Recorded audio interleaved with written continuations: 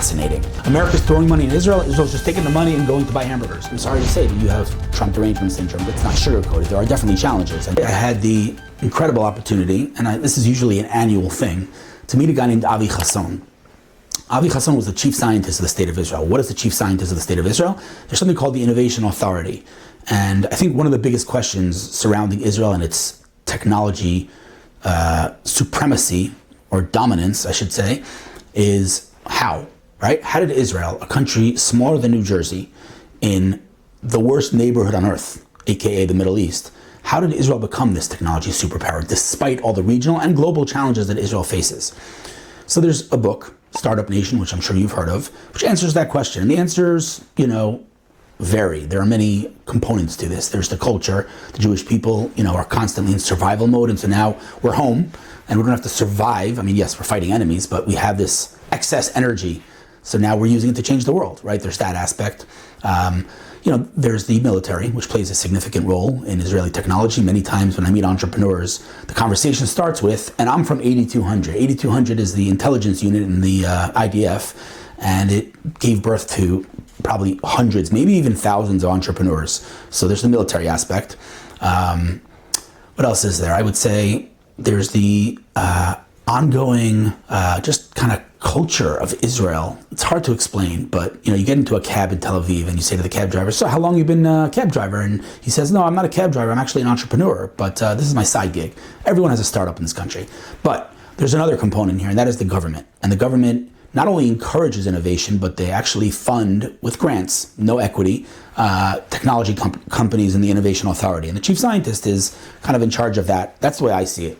But the Innovation Authority plays a significant role in Israeli tech. So Avi Chasson was the chief scientist of Israel. Today he is the CEO of an organization called Startup Nation Central, which of course originated from the book Startup Nation. It's an organization that basically is a nonprofit. They don't make any profit at all. And what they do is they bring delegations to Israel to just kind of showcase the incredible things happening in this country. And again, this isn't something they do for their own benefit, but they've become pretty well known as the father and mother, the home for Israeli technology. If you want to come to Israel and see what's going on as an investor or anybody else, a journalist, whatever it is, Startup Nation Central is kind of like the tour guide, to simplify it. Anyway, I met with him. Like I said, I usually meet him once a year or so. Just the nicest guy in the world, super humble, just a really good person. And so we sat, and the first question I, of course, asked him, as someone who, knows everything that's going on, he has the data. I mean, they do, they generate reports every so often about what's going on in Israeli tech in terms of, M&A, in terms of investment funds and investment rounds, I should say. And just really, they have the data. And they've released several reports that I quoted in many of my articles, but I wanted to hear it straight from the source. And so I asked him, what's happening in Israel?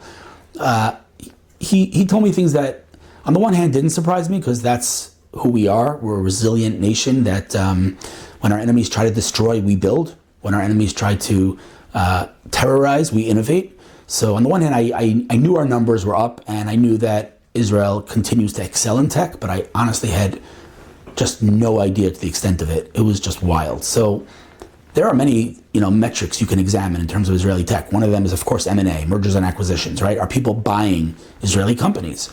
And in 2024, I'll remind you, 2023, October, is when the war started. 2024 was a year of war, right? War means instability. Investors look for stability. The last thing any investor wants when they're investing in a company is instability. So theoretically, every investor should have stopped pouring money into Israel. And companies should have stopped acquiring Israeli companies. But the reality is quite the opposite. And that in M&A, we broke records. Billions and billions of dollars spent on acquiring Israeli startups, which is mind-boggling. And I'll talk a little bit more about that in a second. Another thing to look at is investments. And again, investments all the way up. I don't think it's an all-time record, but we broke records last year. I would say, we raised more money than we have in the past couple of years, maybe even decade. And what's interesting, actually, and this is fascinating, there's different types of money, right? I think we've talked about this in the past. There's smart money and there's quote unquote dumb money, right? Strategic money and just plain someone wrote a check. Where's this money coming from? In 2024, small rounds were down. But what was up was strategic rounds. What was up was all of the leading top-tier venture capitalists in the world deploying capital in Israel. And the best example of that is Andreessen Horowitz. I think we've spoken about this, but Andreessen Horowitz is probably the top venture capitalist in the world. I should say venture capital firm in the world. Mark Andreessen is a legend in the tech world, and they doubled down on Israel in 2024. I think they were one of the most active investors in Israel, maybe number one. Which is unbelievable. So it's not just that money is coming in, it's money at the highest levels. It's strategic money. It's from all the top guys, Sequoia and Benchmark and Lightspeed and Excel and Battery and Bessemer, and the list goes on. And so all of these top tier VCs are deploying capital in Israel. And in 2024, we broke records on that front too, which is unbelievable. But what really blew my mind, and this is truly staggering, is that when you look at the multinationals, when you look at the leading tech companies in the world, not only are they all here, right? Facebook is building Facebook Lite in Israel. They have several offices. Google is building core elements of their search engine here, as well as Android. Apple, the chip in the iPhone, built in Herzliya. PrimeSense is the company that invented Face ID. When you unlock your iPhone, that's an Israeli company. And on and on and on. Nvidia, right? This really blew my mind. Nvidia, you know, when we talk about AI and the AI revolution that we're seeing, ChatGPT, et cetera, the company that's basically powering all of that is Nvidia, right? And, you know, it changes by day, but we're talking Apple, Microsoft, Nvidia. Microsoft, Apple, Nvidia, Microsoft, Apple, right? They're up there in the top 3, 4 most valuable companies in the world. Now, when you look at Microsoft and Google and Apple, they're all in Israel. But when you look at their global manpower, their staff, in Israel, obviously we're a country with 10 million people, so we're talking about 2-3% of their staff is in Israel. Pretty insignificant. It's significant that they're here. It's significant that Microsoft Teams is building all of their AI in Herzliya. These things are very significant. But when you look at the overall staff of these companies, Israel just hosts, again, 2-3%. Nvidia has 15% of its global manpower in Israel. 15%. This is, again, one of the most valuable companies in the world. 15% of its entire staff, including, by the way, its global CTO, the chief technology officer of Nvidia, the guy who manages all of the tech stack of Nvidia, based in Israel. That really blew my mind. I mean, it's one thing to say, you know, that these multinationals, these corporations are opening offices in Israel. It's also amazing that they're building amazing things in Israel, but such a large percentage of their global staff being located in Israel is just wild. So we sat for about an hour, and he explained some of the unbelievable numbers. There are challenges. Let's not sugarcoat it. There are definitely challenges. I mean, from where I'm sitting, and I don't have the data to back this up, but it seems to me that as the AI revolution continues to march forward at insane speeds, it seems to me that Israel's falling behind. Now, I could be wrong, and I'm now working on an interview with Avi Hasson for a leading website, and that's one of the first questions I asked him is Israel falling behind in the AI revolution? It seems to me, just based on and again, it's totally anecdotal, but just based on the numbers that I've seen, the startups that I've seen, I don't think we are up there like we are in all other verticals. And that's another important point.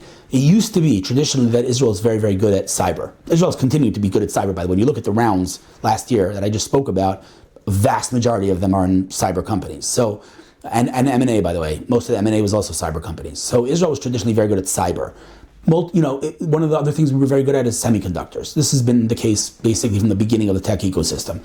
But today, there's basically not a sector, and putting aside AI for 1 second, in which Israel's not absolutely dominating. Even the ones that we've been weak at, traditionally, Israel's continuing to dominate. So it's a cross sector. It's, year over year, quarter over quarter, we're breaking records, and we show no signs of slowing down. So it's pretty, I would say, miraculous, honestly, what's going on in this country. And again, I've spoken about this before, but it's important and worth mentioning again. In the Torah, like literally in the Old Testament, in the Bible, when the Israelites were in Egypt, enslaved in Egypt for 210 years, the Torah, and I want to be very clear and emphasize, the Torah, meaning not commentary on the Torah, not rabbis, not literally the Torah, says that the more the Egyptians persecuted the Israelites, the more the Israelites flourished, which is counterintuitive. That doesn't make much sense, but the answer is that's our story. That's always been our story, right? They destroy, we build. And so you see a direct correlation between the amount of terror that our enemies are inflicting on Israel and the amount of innovation we're seeing coming out of Israel. This is a real statistic. You can look it up.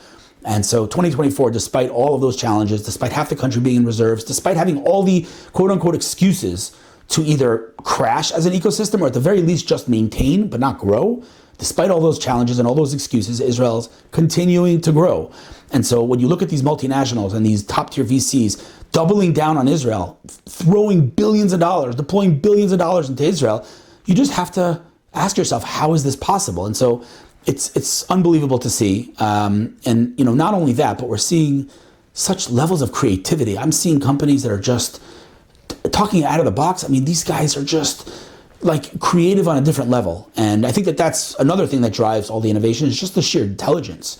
Avi also shared with me about some non-Jews came to Israel, and when he asked them, like, why Israel? They said, we were engineers, wherever they're from, Russia, Ukraine, and they were looking for where the most talented, most intelligent, and most brilliant entrepreneurs are located, and that's where they came, to Israel.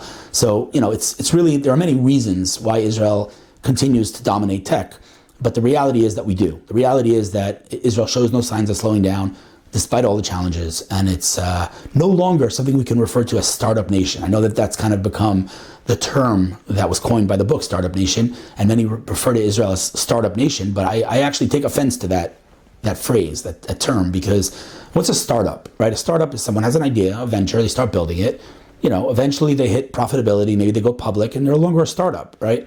And so it's true that we built startups, and there's more startups in Israel per capita than any country in the world. By the way, just reminded myself, another thing that Avi Hassan told me, which is staggering, is that if you look at the graph of America, right, in terms of, M&A, in terms of funding, you look at the graph, right, let's say the graph goes like this, you look at Israel's graph, it's the exact same growth. Now, of course, per capita, meaning I'm not saying Israel has as many startups as America, obviously not. America has 350 million people, Israel has 10 million people. But the graph, in terms of growth, is the same as America, which is, again, unbelievable, considering that Israel's in an existential war. So it's really exciting. There's stuff going on all the time. And, I don't think that the war has slowed us down. In fact, I think that the war has not only not slowed us down, it's sped us up, because I think that when half this country, like I said, is in reserves, the other half that's working has to over-deliver. And that's what we've done. So it's very exciting. And I think that it's also important to mention the connection between Israeli innovation and diplomacy and the war.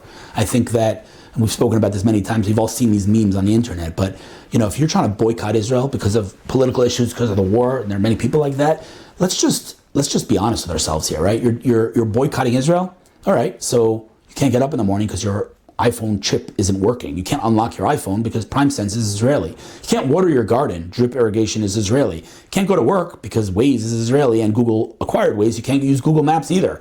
You can't take a picture with your phone because dual lens technology was developed in Israel.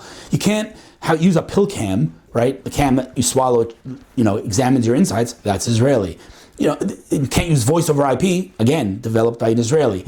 You can't do anything. You can't do anything in a modern world without using some sort of Israeli technology. Intel, not an Israeli company, but they're in Jerusalem, right? They're massive in Israel.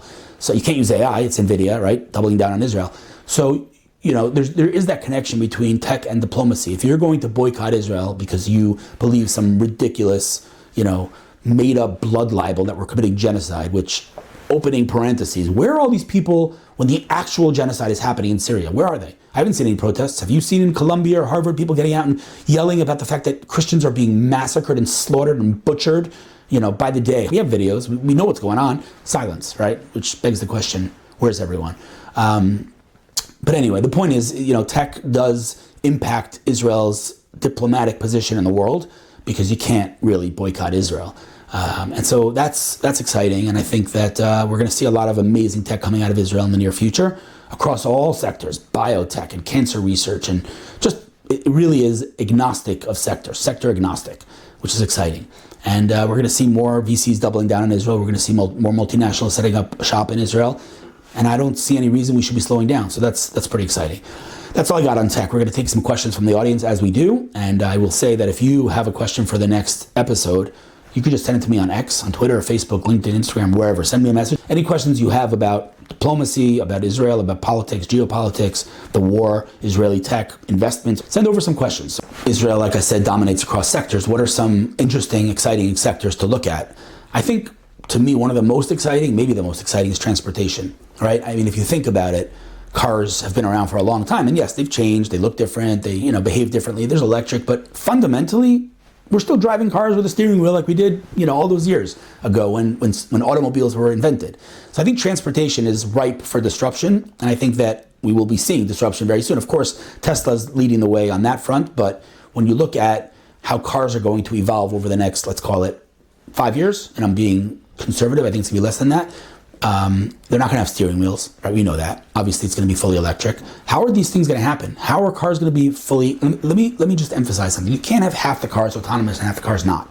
We have to go fully autonomous. And how's that going to happen? The answer is Israeli tech, right? There are so many Israeli startups working on that. But the obvious and the most, I would say, well known are of course Mobileye, that was acquired by Intel for $15 billion, and Innoviz, which is building LiDAR technology that's about this big. So these guys are leading the way in transportation, and there's a good chance, I would say a 80% chance, that when your car goes fully autonomous in the next 5 years, you'll be using Israeli technology to do so. So I think transportation is extremely exciting. I think that I'm not a medical doctor, or am I an expert on biotech and medical, but there is a reason that I have met.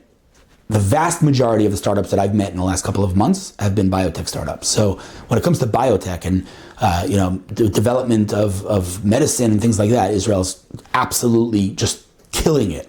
There's a company called Somite.ai that was founded by an Israeli startup, Israeli founder, Israeli entrepreneur named Micha Breakstone. Unbelievable company. I would say it's OpenAI, the company that invented and developed ChatGPT. So they're OpenAI for cell therapy. Wild company. Another company is Cellignostics, saliva-based diagnostics. So instead of peeing on a stick for a pregnancy test, you just put it in your mouth and you're good. They have pregnancy tests and strep tests and big things coming from that company. I met a Druze guy, and he obviously loves Israel, and he drafted to the IDF, and he got severely injured, and he got discharged basically, and he went through therapy in terms of rehabilitation, and then he redrafted, went back to the army, got injured again. And the second time, he didn't go back, but what he did was he looked at all of the treatments that he got to rehabilitate him, and he's like, I'm going to take these treatments and productize them. I'm going to turn them into a product. And so now he started a biotech startup. And so biotech is, I would say, one of the really hot sectors that we're going to see a lot of amazing things from. And I think cancer research, Israel is completely dominating when it comes to cancer research. I would say 85% of the leading cancer treatments in the world were developed in Israel, whether it's in the Technion or Hebrew University or Tel Aviv University or many other universities in Israel. We're seeing a lot of breakthroughs in cancer research coming from Israel. So I would say those three things are really exciting to me: transportation, biotech, and cancer research. So very interesting development, and that is that Trump obviously has been doubling down on quote-unquote make America great again. He's been doubling down on America and saying that he wants more factories in America, things like that. And he has announced that many leading companies, including Apple, are investing back into America. I think Apple was $500 million, $500 million being spent on America over the next certain amount of years. So it's really exciting. Obviously, as an American citizen, that's exciting. But I think that as Israel's closest ally and the country that gets the most tech and innovation from Israel, which is, again, open parentheses, people talk about foreign aid as if America's throwing money in Israel, Israel's just taking the money and going to buy hamburgers. No, Israel's sending incredible amounts of technology to America, and this is a mutually beneficial relationship. So as Israel's closest ally, I think the fact that more American tech is going to be built, I think will benefit America, will benefit Israel, and will benefit the whole world. So it's exciting times in tech for sure. And seeing that Apple is spending $500 million in America with, again, their presence in Israel, I think is very exciting. And I think as the most valuable company in the world, many people out there are kind of worried about Apple. Are they innovating? It's all the same, nothing new. I think we're going to see a lot of amazing things from Apple in the near future. I'm all in on Apple. I mean, I'm iPhone, Mac, iPad. I'm all Apple. So as a blogger, I get Android phones up the wazoo. I have a pile of Android phones at home. I'm all in on Apple. So I love Apple. I think they're amazing, at product. They're amazing at technology. They're just an amazing company. One can argue Android, iPhone is fine. It's become a religion, but I'm all in on iPhone and Apple. So I think it's very exciting that we're seeing that. And Apple's not the only one, but I think you could say what you want about Trump. And again, we've said this a million times. You don't have to marry the guy. You're not hiring him to babysit your kids. If you deny that he's done incredible things for Israel and America, then you're, I'm sorry to say, but you have Trump derangement syndrome, because you could argue, again, we can have a discussion about what he's done with trans, we can have that discussion. The fact that he's bringing billions of dollars back to America is just objectively a good thing. And I don't want to get too political here, but the fact that during his State of the Union, the Dems didn't stand up for, kids with cancer and brain tumors, and Like, you could not like him, but like, don't you have any decency? As someone said to me the other day, they lost their damn mind. I like it. But yeah, it's crazy stuff. America's, we're going to see some really exciting years from America thanks to Donald Trump. And it's exciting stuff. It's going to affect Israel. It's going to affect America. And I'm pretty stoked about it.